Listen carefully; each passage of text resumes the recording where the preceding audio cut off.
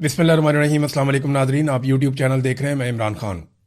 DGISPR की मुलाकात हुई है सहाफ़ियों के साथ, कुछ जो सोशल मीडिया के इन्फ्लुएंसर हैं उनके साथ, और ये मुलाकात खुफिया रखी गई। यानी सहाफ़ियों को ये कहा गया कि आपने जाकर बताना नहीं है कि आपकी मुलाकात DGISPR से हुई है।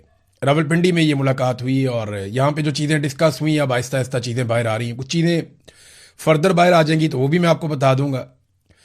DGISPR हज करने गए थे, कुछ हमारे सहाफ़ी दोस्त हैं वो तो हज की मुबारकबादें देते रहे वहाँ पे, लेकिन जो असल में खबर है वो दो चीज़ों के हवाले से ज़्यादा अभी तक बाहर आई। नंबर एक, कश्मीर पे फोकस था उनका और अफ़गानिस्तान के ऊपर उनका फोकस था ज़्यादा। इन चीज़ों के ऊपर वो बात कर रहे थे। तो कश्मीर और अफ़गानिस्तान में इस वक्त एस्टेब्लिशमेंट के लिए चैलेंजेस हैं। कश्मीर में चैलेंज ये है, देखें गिलगित बल्तिस्तान में तो उन्होंने अपनी हुकूमत बना ली है, और मैंने आपसे कहा था कि वो मैदान से पाकिस्तान तहरीक इंसाफ को बाहर करेंगे और कुछ भी करेंगे। जैसे बलूचिस्तान में पाकिस्तान की एस्टेब्लिशमेंट को कभी भी ये सूट नहीं करता कि कोई ऐसी हुकूमत हो जो अवाम ने बनाई हो, इसी तरह गिलगित बल्तिस्तान और कश्मीर भी उनकी रेड लाइन्स हैं। वो वहाँ पे भी बहुत हसास मामलात हैं, वहाँ पे किसी और की हुकूमत कभी भी बर्दाश्त नहीं करते। वैसे तो पाकिस्तान में किसी की हुकूमत बर्दाश्त नहीं करते, उनके बड़े मफादात हैं, लेकिन इन जगहों पे ख़ास तौर पे वो अपना कंट्रोल रखना चाहते हैं। यहाँ जितने भी खूबसूरत इलाके हैं वहाँ पे आप देखें बड़े शानदार मेस बने हुए हैं, बहुत ज़बरदस्त जो जो सबसे खूबसूरत एरियाज़ हैं, बड़े बड़े किले हैं, बहुत खूबसूरत एरियाज़ हैं, वो फ़ौज के कंट्रोल में है इन एरियाज़ में। और खूबसूरत तरीन इलाके, बड़े अच्छे मैसेज, बहुत ज़बरदस्त रिक्रिएशनल साइट्स, वो पाकिस्तान की मिलिट्री एस्टेब्लिशमेंट के कंट्रोल में। गरीब आदमी या गरीब फौजी का वहाँ पे कोई लेना देना नहीं है। अफसरान और उनकी फैमिली जो है वो काफ़ी इंटरटेन होती हैं। मैं माजी में ये सारी चीज़ें खुद हम देखते रहे हैं, क्योंकि जब सहाफ़ियों को ले जाया जाता था वॉर जोन्स के अंदर या ऐसे एरियाज में जहाँ पे बॉर्डर है या लड़ाई है, तो वहाँ पे हमें इन जगहों को देखने का भी मौका जाते हुए मिलता था, आते हुए भी मिलता था। तो मैं आपको ये कह सकता हूँ, और जो लोग फ़ौज से रिटायर हुए और जिनके फ़ौज के साथ अच्छे ताल्लुकात नहीं रहे, वो फिर बताते भी है कि किस तरीके से जो कौम का बजट है वो कहाँ कहाँ पे भी लग जाता है। यानी हमें तो सिर्फ ये लगता है ना कि सिर्फ गोली बारूद और बंदूकें खरीदी जाती है, लेकिन और बहुत सारी चीज़ें भी हैं, जैसे हर इदारे में होती हैं वैसे फ़ौज में भी हैं। कोई पाकिस्तान से बाहर तो ये इदारा नहीं है, जैसे पाकिस्तान के बाकी इदारे हैं वैसे भी फ़ौज भी एक इदारा है, कोई ज़्यादा फ़र्क नहीं है इनका। तो नादरीन, DGISPR ने कश्मीर के बारे में ये कहा कि रियासत जो है वो भी माँ बनकर प्यार से और मोहब्बत से डील कर रही है। फिर उन्होंने ये दावा किया कि जैसे बलूचिस्तान के अंदर एक बलोच यकजहती कमेटी थी, उसके बारे में एक प्रोपेगेंडा आपको याद है किया गया था कि ये दहशतगर्द हैं सारे, और फिर मीडिया का एक बहुत बड़ा हिस्सा उनके पीछे पड़ गया था। और फिर आप देखें मारंग बलोच हों या बाकी लोग हों, बगैर सबूतों के उनको जेलों में डाला हुआ है। उनके ऊपर कोई केसेस नहीं है, कुछ साबित नहीं कर सके आज तक, लेकिन कई कई महीनों से वो लोग जेलों में बंद हैं। ऐसे ही ईमान मज़ारी और हादी अली चट्टा, जो उनके लिए बेचारे आवाज़ उठाते थे, उन दोनों को भी लंबी सजाएं देके जेलों में बंद कर दिया गया है, सिर्फ एक ट्वीट करने के जुर्म पर।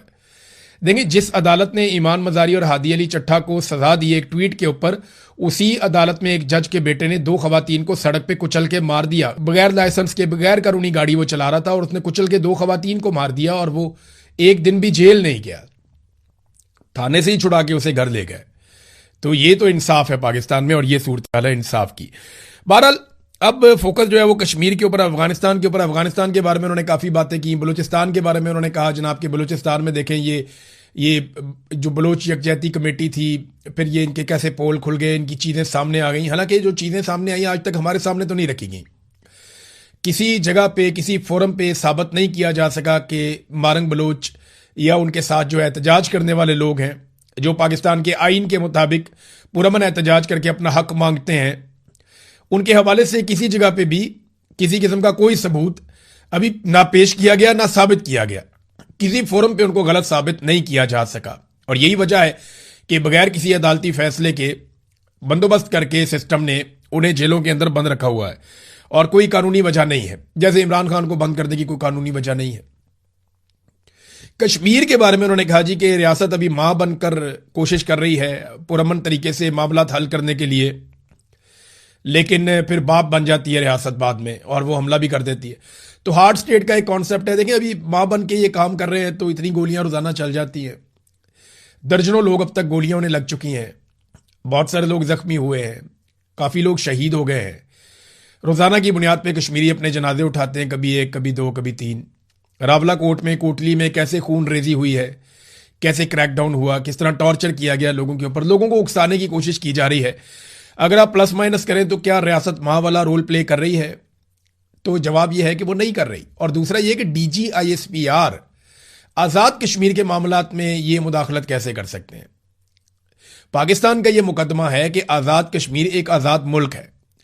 पाकिस्तान का यह मुकदमा है कि वहां की सुप्रीम कोर्ट, वहां की जो चाहे वो अदलिया है, चाहे सियासी जमातें हैं, चाहे वहां की पार्लिमान है, वो सारे अलग हैं और पाकिस्तान का उनके साथ कोई ताल्लुक ऐसा सच नहीं है, सवाए इसके कि पाकिस्तान उनके हक के खुद इरादियत को तस्लीम करता है और सपोर्ट करता है। लेकिन यहां DGISPR कह रहे हैं कि रियासत, तो रियासत तो आज़ाद कश्मीर की है ना, तो वो आज़ाद कश्मीर की रियासत बात करेगी, उनके बिहाफ के ऊपर DGISPR तो बात नहीं कर सकते। लेकिन आपको पता है पाकिस्तान में जिसकी ताकत है उसकी भैंस है, जिसकी लाठी उसकी भैंस, और ताकत के बलबूते के ऊपर फैसले होते हैं तो फिर जो मर्जी करी जाए, जो मर्जी कही जाए।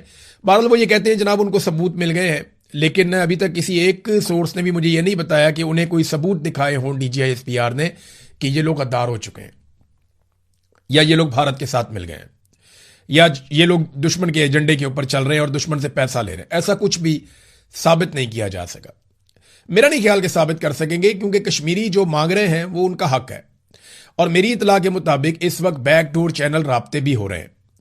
जो ज्वाइंट अवामी एक्शन कमेटी के लोग जिनके सरों के ऊपर इनाम रख दिए गए, वो तो बराह रास्त इन मुज़ाकरात के अंदर या बैकडोर चैनल्स राब्तों के अंदर शामिल नहीं है, लेकिन उनके साथ कुछ लोग राब्तों में हैं जो उलमा इकराम है, और वो लोग फिर राब्ते कर रहे हैं हुकूमत के साथ, और कोशिश की जा रही है कि आज़ाद कश्मीर के मामलात को अफाम व तफहीम से हल किया जा सके। बाकी मामला तो हल हो जाते हैं, लेकिन 12 मुहाजिर नशिस्तों का मामला बार बार आकर फंस जाता है।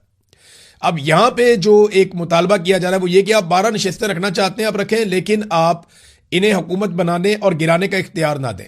यानी जब आज़ाद कश्मीर का वजीर आज़म चुना जाए तो ये 12 नशिस्तों का कोई रोल नहीं होना चाहिए, और जब मखसूस नशिस्तें बांटी जाएं तो उनमें भी इन 12 नशिस्तों का कोई रोल नहीं होना चाहिए, और जब कोई हुकूमत आज़ाद कश्मीर में गिराई जाए तो उस वक्त भी इन 12 नशिस्तों का कोई रोल नहीं होना चाहिए। बाकी आप इन्हें रखना चाहते हैं आप इन्हें रखें, आप इनसे आवाज़ उठाना चाहते हैं आवाज़ उठाएं, सिंबॉलिक इनको हैसियत देना चाहते हैं, इनसे जोर लगवाना चाहते हैं, आप सारा कुछ करें, आलमी सतह पर इनके दौरे करवाएं, जो मर्जी करें, लेकिन आप आज़ाद कश्मीर की हुकूमत को बनाने में, उसको गिराने में, उसके मामलात को चलाने में आप इनको शामिल ना करें। तो ये उनकी जानिब से एक मुतालबा है। भारत मुज़ाकरात हो रहे हैं, देखें उसका नतीजा क्या निकलता है। 28वीं आईनी तरमीम पे एस्टेब्लिशमेंट को यह लगता है कि PMLN और पीपल्स पार्टी मिलकर खेल रहे हैं, और वो 28वीं आईनी तरमीम अब शायद नहीं होने देंगे। लेकिन पीपल्स पार्टी को जिस तरीके से और नून लीग को ब्लैकमेल कर दिया गया गिलगित बल्तिस्तान में, एस्टेब्लिशमेंट ने 4 आज़ाद उम्मीदवार उठा के IPPs की झोली में डाल दिए। IPP एक पॉलिटिकल पार्टी भी है ना, एक तो वो IPP है जिन्होंने पाकिस्तान का बेड़ा गर्क कर दिया ना, तो एक इस्तेहकाम पाकिस्तान पार्टी भी है IPP। ये IPP जो है एस्टेब्लिशमेंट को बहुत प्यारे हैं, चाहे वो IPP अवाम की जेबों पे डाका डालने वाले IPPs हों जिन्हें एस्टेब्लिशमेंट ने और सियासी जमातों ने मिलकर लगाया, और उनके जरिए से कौम से इतना पैसा छीना जाता है कि जो शख्स भी 1 यूनिट बिजली इस्तेमाल करता है वफाकी वजीर पानी और बिजली के मुताबिक, वो 4 यूनिट बिजली के पैसे देता है। मुझे पहले लगता था कि ये 1 और 3 का रेशो है, कि अगर आप 1 यूनिट बिजली इस्तेमाल करते हैं तो आप 3 यूनिट बिजली का पैसा देते हैं। नहीं, लेकिन पानी और बिजली के वफाकी वजीर ने कहा नहीं, आप अगर 25 रुपए की बिजली इस्तेमाल करते हैं तो आप 100 रुपया बिल देते हैं, यानी जो 75 रुपए हैं वो आप IPPs की जेब में डालते हैं जिसकी उन्होंने बिजली नहीं बनाई हुई होती। तो ये IPPs एस्टेब्लिशमेंट को बहुत पसंद है, इसीलिए उन्होंने एक पॉलिटिकल पार्टी का नाम भी IPP रख दिया, इस्तेहकाम पाकिस्तान पार्टी। ये पार्टी गिलगित बल्तिस्तान में एक भी सीट नहीं जीती, लेकिन इस पार्टी को 4 आज़ाद उम्मीदवार तोहफे में दे दिए गए। वजह यह है कि 4 आज़ाद उम्मीदवार मिलने के बाद ना सिचुएशन बड़ी मजेदार बन गई। अभी कुछ नशिस्तें हैं 2-3 जिनके ऊपर कंफ्यूजन है, वो फैसला आ जाएगा। इनमें 9 सीटें बताई जा रही हैं पीपल्स पार्टी की, 8 PMLN को दी गई हैं। अब 4 ये जो हैं अगर IPPs को मिल गई तो IPP इन दोनों में से जिसके साथ जाएगी वो हुकूमत बना लेगा। कैसा जबरदस्त काम हो गया। IPP इन दोनों में से जिसके साथ जाएगी वो हुकूमत बना लेगा। और IPP किसकी जमात है आप जानते हैं, एस्टेब्लिशमेंट की जमात है। तो एस्टेब्लिशमेंट ने सारा का सारा खेल अपने हाथ में रख लिया है। अब फैसलवाडा जो है वो लॉन्च हो जाते हैं जैसे ही ये पता चलता है कि 28वीं आईनी तरमीम में कोई गेम हो रही है, और तरमीम के ऊपर काम तो तकरीबन हो चुका है, अब तो तरमीम सिर्फ पास करवानी है। तो फैसलवाडा आते हैं सियासतदानों को और सियासी जमातों को उनकी औकात याद दिलाने के लिए। वो आए, आकर उन्होंने पहले तो ये बताया कि जनाब पाकिस्तान में हुक्मरान बनने के लिए, क्योंकि मौजूदा एस्टेब्लिशमेंट के आला कार हैं फैसलवाडा, और इस वक्त वो उनका कीमती सामान उठाकर पीछे पीछे चलते हैं जर्नैलों के। तो फैसल वाडा बेहतर जानते हैं कि कौन सी ऐसी खसूसियात हैं जो किसी शख्स में हो तो वो हुक्मरान बन सकता है। फैसल वाडा ने बताया कि एस्टेब्लिशमेंट को किस तरह के लोग पसंद हैं। और उन्होंने कहा हुकूमत में आने के लिए आपको नकम्मा, इश्तेहारी, मफरूर, बीमार, कातिल और जानी होना चाहिए। ये फैसल वाडा साहब ने फरमाया कि ये वाली खसूसियात अगर आपके अंदर हैं तो आप हुकूमत में आ सकते हैं। यानी एस्टेब्लिशमेंट को इस किस्म के लोग पसंद हैं, उनको वो हुकूमत में लेकर आते हैं। ये एस्टेब्लिशमेंट का फार्मूला उन्होंने बता दिया है। देखिए, सियासतदानों को गंदा करने का सिलसिला हमेशा से जारी। ये जर्नैल ऑफ द रिकॉर्ड मुलाकातें करते हैं सहाफ़ियों के साथ तो एक ही बात करते हैं, सियासतदान बहुत गंदे हैं, सियासतदानों ने करप्शन की है, सियासतदान दो नंबरी करते हैं, सियासतदान मुल्क को खा रहे हैं, सियासतदान मुल्क को तबाह कर रहे हैं। फौजी बहुत अच्छे हैं, फ़ौज ने बड़ा कमाल काम किया है, फ़ौज मुल्क को नहीं खा रही है, फ़ौज मुल्क के लिए दिन रात सोचती है, दिन रात कोशिश करती है, हम तो कुर्बानियाँ देते हैं। तो हमेशा जो पाकिस्तान की मिलिट्री एस्टेब्लिशमेंट है वो ये माइंड सेट बनाती है पाकिस्तान में कि सियासतदान बहुत गंदे हैं।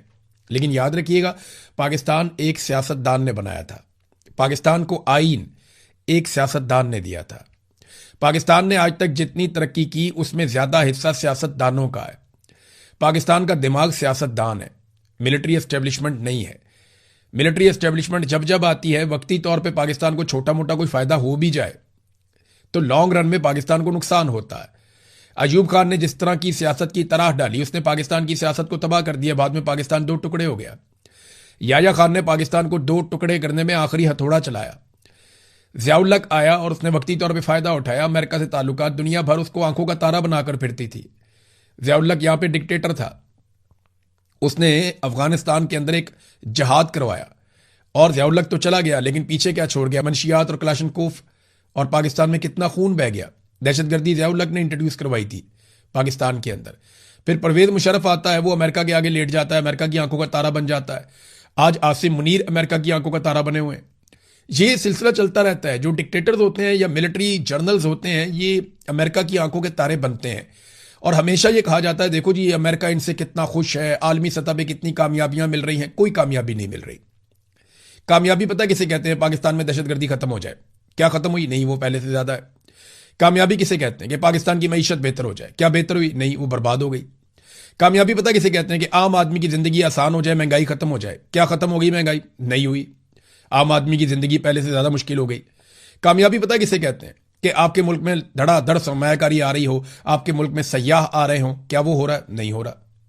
कामयाबी इसे कहते हैं कि आप कर्जे वापस उतार रहे हो, आप कर्जे चढ़ाते चले जा रहे हैं, चढ़ाते चले जा रहे हैं, आपने रिकॉर्ड कर्जे ले लिए।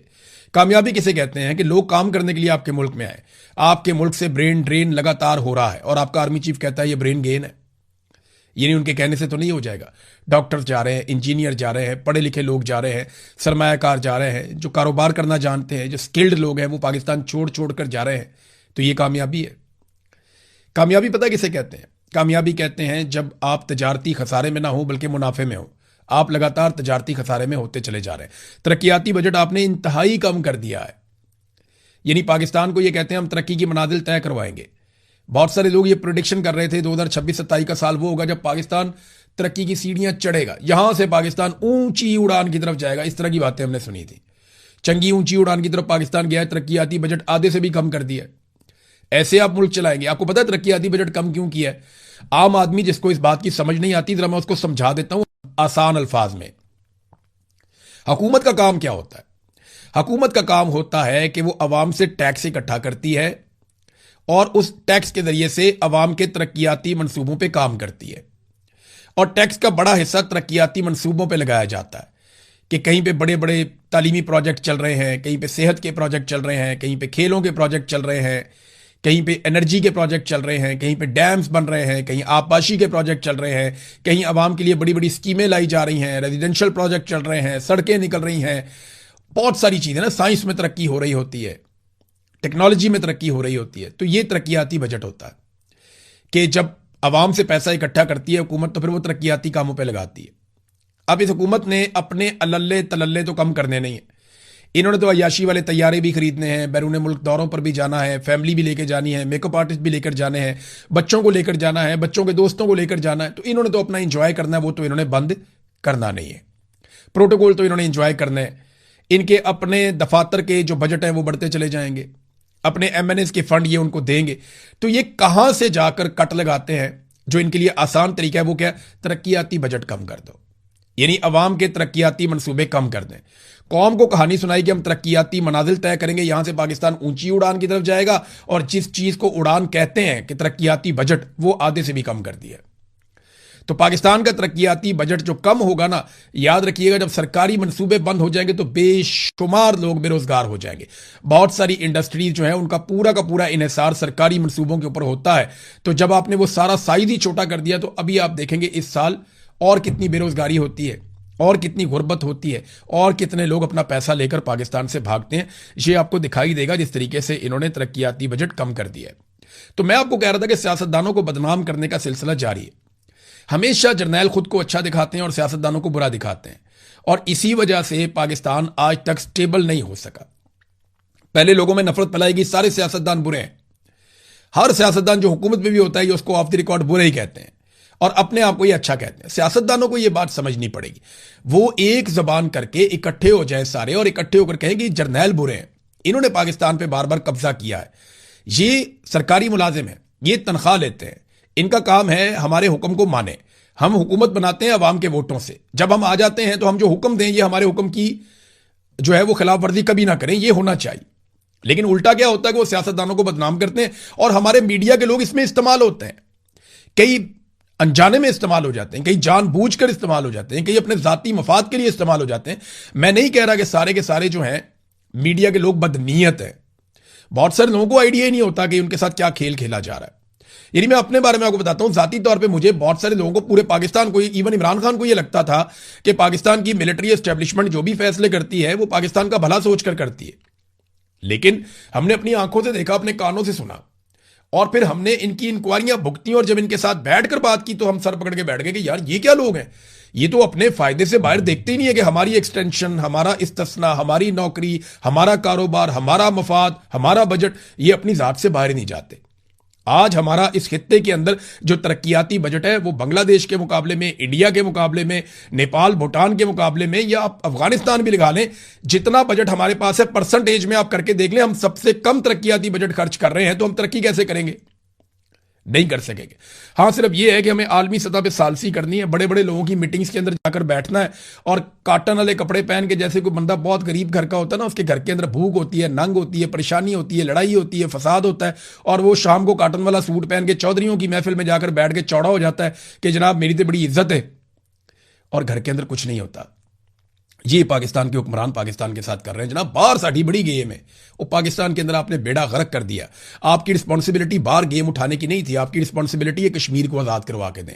आपकी रिस्पॉन्सिबिलिटी है पाकिस्तान का पानी जो इंडिया कब्जा कर रहा है वो छुड़वा के दें। आपकी रिस्पॉन्सिबिलिटी है पाकिस्तान के अंदर से आप दहशतगर्दी खत्म करें। ये तीन मेन रिस्पॉन्सिबिलिटीज हैं, इन तीनों के अंदर नाकाम रहे, ये तीनों काम नहीं कर पाए बदकिस्मती से। और जो पाकिस्तान के सियासतदान है वो इसके ऊपर जनाब ताशे बजाते हैं। मैं हैरान होता हूं।